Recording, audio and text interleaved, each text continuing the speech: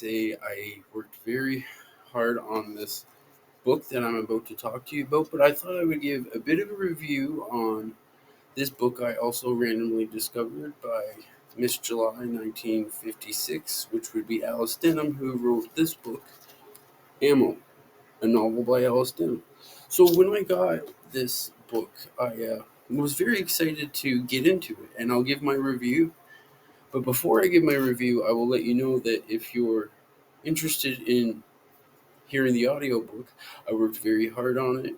It probably took about 5 hours or more or so, and I'd like to think I put a lot of emphasis on some of the characters, kind of really getting into the novel. So I wanted to give this review as well, so you kind of have a little bit of insight on what you're going to be getting into in the book. Now, I don't believe this is for the weak minded or the tame at heart, because when I did read this book, it is very, how do I say, it can be very triggering at times for certain groups of people. So if you do head over to listen to my audiobook, please just keep that in mind. And there are very much sensitive subjects in the book, so I'll get that out of the way. But yes, the review on the book. Now, AMO is a book, it's kind of like a science fiction novel of sorts. It's very much inspired by her life. You could tell that she was motivated to become a writer and a novelist, as she calls it. And I would like to think that, in my opinion, which all of this is, I think she went through her whole, like late 20s and early 30s and maybe even late 30s. She found her most of her womanhood just being wasted away with just people always idolizing her for her body or her flesh, because she posed for Playboy and did all sorts of nude pictorials besides Playboy. And in this book, Ammo, I'd like to think that it's a fiction book, so she refers to a magazine called Meat Magazine, and she refers to herself as Tidbit of the Month, which I'd like to think is a play on words of Playboy and Playmate of the Month, but I'm assuming for legal purposes she probably had to word it that way to get away with it. Now, I found this book to be very kind of an oddity, but a very good one, and I'll explain why. It's a mix of science fiction, a little bit of thriller, comedy, and very much romance, all mixed into one, and some horrifying moments in there.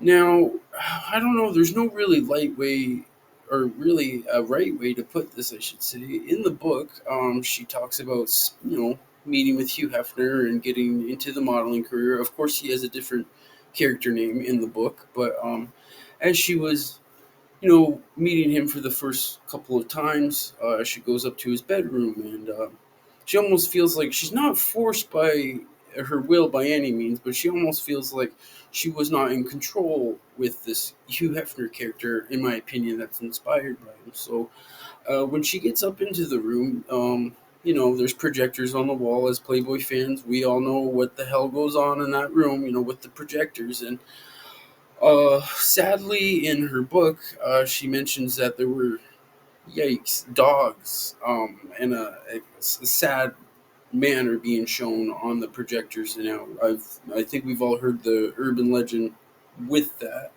with the whole dog scenario. I think Holly's mentioned it in her book. I do believe Crystal's mentioned it in her book, and maybe some other playmates. But this book was written in 1976, so Alice Denham had quite a bit to say, very much a long time ago. So when seen that, and when I read that part, I was going, "What the actual fuck?" Like, projectors with dogs on them. I don't know who gets gratification in that way, but it's kind of, in my opinion, allegedly nice as a fan's perspective. With all these rumors out there, and I don't know if this book is confirming it or not, but there has been quite a bit of speculation on the whole, dog thing. And I'm not really going to get into specifics, but he had a projector with dogs on the thing, and it can get pretty gross at times. But anyway, she went through her whole life just being seen as a sex symbol, people always running into her on the street, basically making a big sacrifice for herself. She only, would suppose, got into modeling because she thought it would be a good catalyst and a good way for her to set the pavement in stone for her writing career, which she was very much more into than modeling. She kind of just, I would like to think, viewed modeling as a cheap joke because, she basically says in a fiction form that no one would take her serious because, when you're taking your clothes off for the world and taking photographs, she's going, well, how on earth could I expect people to take me serious in that room that I'm taking my clothes off in? And she kind of insinuated, I don't think it would be a shock to most, that it was kind of an unsavory modeling business, and she was kind of always, kind of always feeling like she would have to sleep with someone in order to get the job. Now, I would like to think her character, which is named AMO, she held very stern for quite a few years on not sleeping with anyone in the modeling world just to get jobs the right way. But I would like to think later on in the book, she, she was getting frustrated, and she was just, after a while, I think maybe over a decade, in my opinion, she was going, "Hey, I've got to get my book out there, and if I have to sleep with a couple of men, so be it. I'd rather do that because they're gonna expect this anyway." And I guess there was a point in the book where she felt like the publishing deal that she was going to do was so close to the end that she almost felt like she had to sleep with the publisher because she, went through, years and years of work to basically not wanting to throw it away, but she realized, like, I have to risk my morals, unfortunately, this one time in order to, stop having to do the nude modeling forever. Because she was also saying, I'm getting older now. I need a more solid, stable career. So in the book, it does have very much have science fiction novel elements to it. And I'll explain that. I'll take you into a scene for a moment of how the book is written. So let's pretend it's a movie for a second. You're going into a room, you're watching a woman on a typewriter. She's typing about her life, but she's using real life inspired moments and turning it into this funny, vivacious kind of, comedy, but inspired by her real life. So she's kind of taking you into that scope and that aspect where you're looking in, watching her kind of on her typewriter. She's writing this science fiction novel based on her life, wanting to publish a book, and then this book gets published because that was her whole main dream. So I guess you could much say this was art imitating life. And there was some very much tragic moments besides the whole dog scenario, but she ended up going through quite a few men, and each guy kind of brought it back into her. I mean, I guess each guy sometime down the line kind of threw it in her face and were like, you're a nude model, I can't take you serious, you're kind of a slot machine, kind of thing. And so she finally does connect with this one guy, gives him a poem. She's an author, right? So she's basically saying in this book she's falling mad in love with this dude, and throughout the book, they build this kind of relationship with each other, and then one night they're just role playing. He takes it a little bit too far, and stop now if you're gonna get triggered. I would say so right now, but she basically said no, and he took it too far to the point where the attack was unfortunately so brutal that she ended up getting cancer. It was yeah, it was woo, it was a very very very sad book. She lived a very long life though. In the 70s, I would imagine, in my opinion, that her friend group and circle group and family group even probably thought, Alice is just writing this piece of fiction. It's just, kind of very loosely based on her life.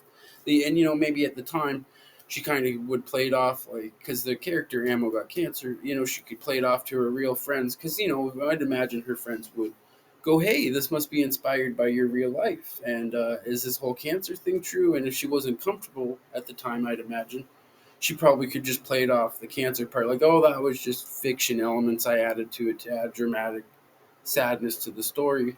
And I did my research on YouTube, looking up some, maybe perhaps seeing some videos on Alice Denham, and someone did a quick montage of her life career in a couple of minutes. But toward the end of her life, not many people even knew she had cancer when she died. They just thought something happened, but they didn't even know that she died of cancer, which is odd because she told them right in the 70s. So yeah, the book is sad and very much comedic, though. Don't get me wrong. Yeah, there is some very tragic, horrifying horror movie moments in it, yes, but however, there is a lot of comedy elements. I'd like to think that Alice Denham is very much a novelist or an author. She's worked hard from the ground up and made a lot of sacrifices that she didn't want to do in order to just be her. And she was literally using this whole foundation of modeling just to have an identity, which would be to become an author.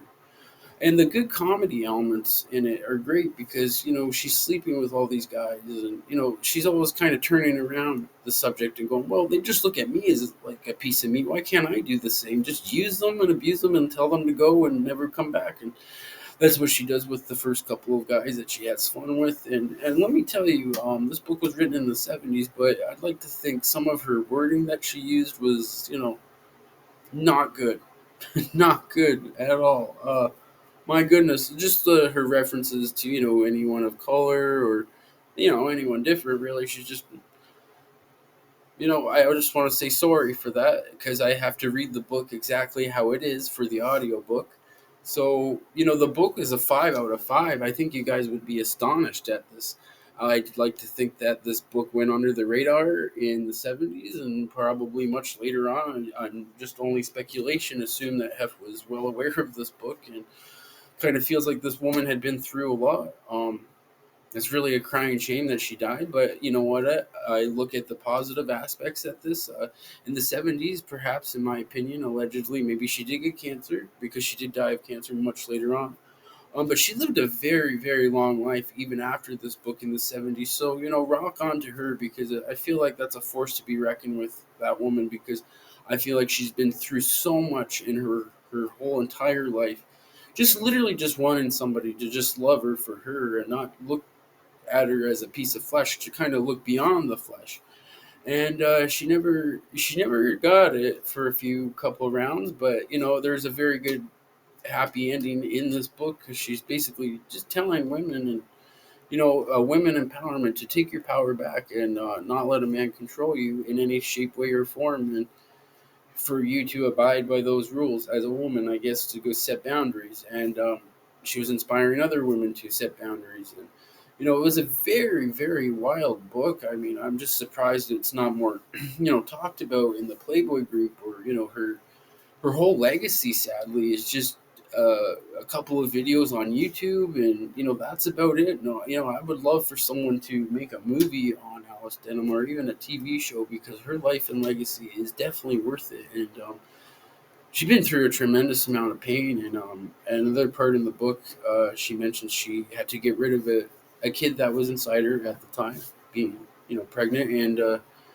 she almost felt like she was forced against her will again in that aspect to do so. And she did it just because the guy that she was with, she figured, well, if I get rid of this baby, he'll want to stay with me because he's not ready to have a baby. So she was really just, and then at the last moment, she was just like, no, I don't want to do this. And then I won't give too much away, but man, it goes from this whole science fiction to comedy to horror to love and romance. And it's really, I can confidently say, because I always say in my book reviews, oh, it's a thriller and a horror, but no, this really is a combination of all those subjects. It could be a genre of all those combined. So wouldn't know what you would label this as a genre wise, but I did, however, do a full audiobook for you guys on this. I literally read it from A to Z. The first time I read this audiobook, the footage got expired and deleted half of it, so I had to redo it all again. So this is probably why I'm so late on doing my book review for you guys. So anyways, if you're interested in viewing the full audiobook, I did read it from start to finish. It is a fiction book. You can go on www.justafrenzy.com to listen to the audiobook. This is a present from me to you because my Playboy fans are my whole foundation, and basically you're the ones that tune in the most to my channel. So, and some of my peeps that I know, but really for my Playboy peeps and the Playboy fans out there, this is a book I read from me to you. I really hope you enjoy it. I like to think I did a good job. If you want to get to the audiobook, head over to my website at www.justafrenzy.com to listen to the whole audiobook from start to finish. And there's even a donation option on there if you could kindly leave a donation if you're feeling generous. And if you do, thank you in advance. But if not, no pressure. Go enjoy the book. It's up there. And I hope you have a riot listening to it. And mind you, there's some tragic moments. So if you're easily triggered, I highly suggest you don't go to my website to listen to the audiobook. But either way, if you're interested in looking at the audio, or I mean, if you're interested in listening to the audiobook, it's about 4 to 5 hours. So head on over to justafrenzy.com to listen to it. And I hope maybe sometime down the line I will do more audiobooks that are Playboy related and not Playboy related. So keep tuning in for that, and just come back to my page. Again, this audiobook I did specifically for you guys, from me to you. Something you can use as a pastime. And maybe when you go to my website, I would highly recommend keeping a piece of paper nearby, because you might want to write down the time you maybe stopped and left at. So yes, before I get going, I wanted to also just end this video, because I wrote this about this book, and I don't want to forget it before I go. And this book, I highly suggest you can get a copy on Amazon, but it's like $15 or so, maybe 16, I don't know, something like that on Amazon. But you can go listen to my audiobook on my website for free. So yeah, justafrenzy.com for the full audiobook. If you want to make a donation on my Just a Frenzy for me doing it, that would really mean a lot. So, but before I go, I want to say this about this book. Now, I notice in the Playboy world there is two fences here. There's 75% of people saying, I had a hard time, I had a crazy experience and a horrifying time in the Playboy world. Then you have the other 25% that are going, that's not the case, I don't see any of that. And they all sound like broken records too. Sorry. I just feel like they do. They all sound the same. Like, well, my experience wasn't bad. My stay was okay. It's like the same robotic shit from each one of them as an excuse. You almost feel like, I'm going off track here, but you almost feel like these models end up hearing it on TV and go, oh, well, if somebody asks me that, this is what I should say.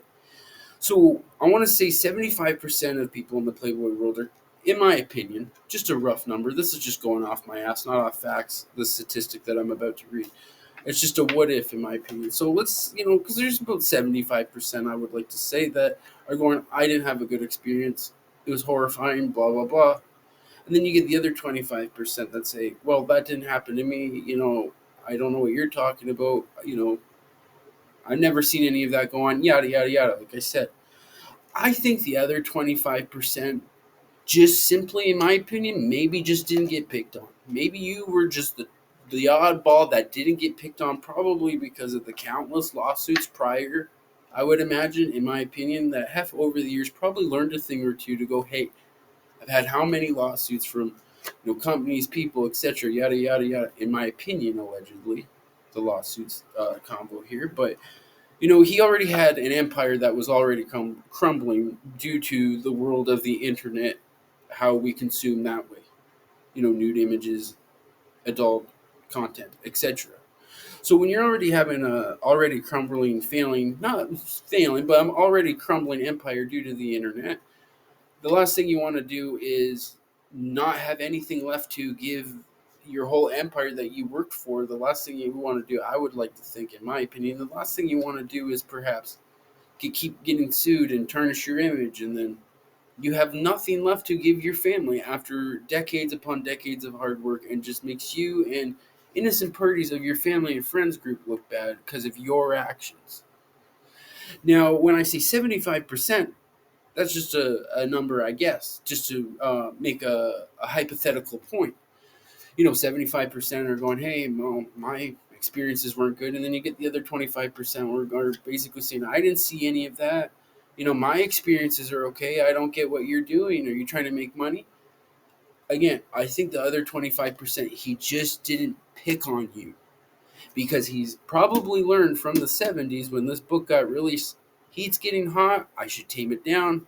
The world of the media in the 2000s, as he realized in the 2000s, I'd imagine, in my opinion, allegedly, he probably realized, okay, the world of the internet, etc., blah, blah, blah. My empire's already crumbling because of the internet. I can't afford to lose what little I have left and leave nothing to my family, is my guess. And this is all alleged, from this whole start to finish video, but that's my whole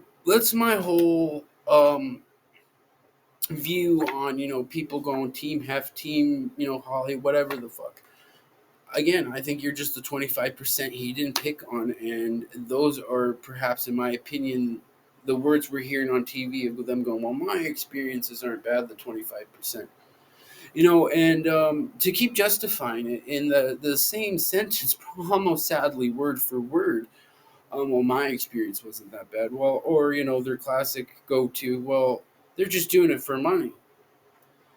I have to agree with Sandra. Who the hell would want to throw themselves under the bus and have their complete legacy known for such disgusting things when they wouldn't want them to be known as that? Most people would want their legacy to be known as awesome and classy because that's what they were probably under the impression of with, getting into Playboy. Like, I'm going to become a star. My legacy of my life is going to be awesome, and everyone's going to respect me to some degree, right? So yeah, to the 25% out there that are constantly defending Heaven, and yes, I sure was one of them at one point. Yes, and I take that back immensely. But after you read this book, I would like to think you would have a change of heart if you are a Team Hef. Alice Denham had went through a tremendous amount of pain, only to die of that pain, sadly, later on in life. And again, I don't mean to go on like a broken record, but yeah, it's sad what she went through, and but a lot of comedic moments, even in her darkest times. This woman is going, you know what? I'm not going to let the people get the best of me, and I'm going to make dick jokes from start to finish to get myself through this bullshit. And she sure fucking did. I mean, I think she lived until her late 80s, so God bless her. I mean, right on. I'm happy that she lived a long life. I'm happy to see that these demons didn't follow her and that she ended up finding some peace and actually wrote quite a few novels later on. She also did write a tell-all memoir book called "Sleeping with Bad Boys," I do believe, and she talks about sleeping with James Dean, Hugh Hefner, all sorts of people on Wall Street. So maybe sometime, perhaps down the line, I will maybe do a review on that. So if you guys are interested in hearing the audiobook of AMO by Alice Denham, please head on over to my website at justafrenzy.com and listen to it from start to finish, and let me know what you think in the comments of what you think of this book, or have you already read this book? I do believe, oh whoops, I do believe that there is a re-released version, but I like my first hard copy editions, my first editions. I'm very much a fan of old books, have been for quite some time. So yes, my friends and my Playboy peeps, from me to you guys. So head on over to justafrenzy.com to get on the action. And guess what? I have other collectibles there too that are Playboy related. I also have a Playboy forum there, which is pretty cool if you want to check that out. And there's also a contact button if you want to bug me. And I also have some stuff for sale there that are Playboy related and not Playboy related. So thanks for tuning in, guys. I really do much appreciate the little fan group I do have here. This is my little present to you, and I hope to do another audiobook, but holy crap, man, these take so much time, and the fact that the whole half audio got deleted, I'm going, shoot, I don't know if I want to do that again, but this kept me pretty seasoned, and now I kind of have a general rough idea of how to do an audiobook. So head on over to justafrenzy.com to listen to it. And I hope you're having a great day wherever you are. And maybe give me a subscription into your life. Leave a comment on justafrenzy.com. We have a chat there. Oh, before I go, on justafrenzy.com, I will be doing, hopefully sometime soon, live video chats with maybe Playboy models or actors, and you can type whatever questions you want to them in the chat. Also, in that chat, if you want to leave me a suggestion, a recommendation, I'd love to hear from you guys. So have a great night, evening, morning, afternoon, wherever you are, and tune back again on justafrenzy.com or my YouTube, wherever. So thanks again for listening, and I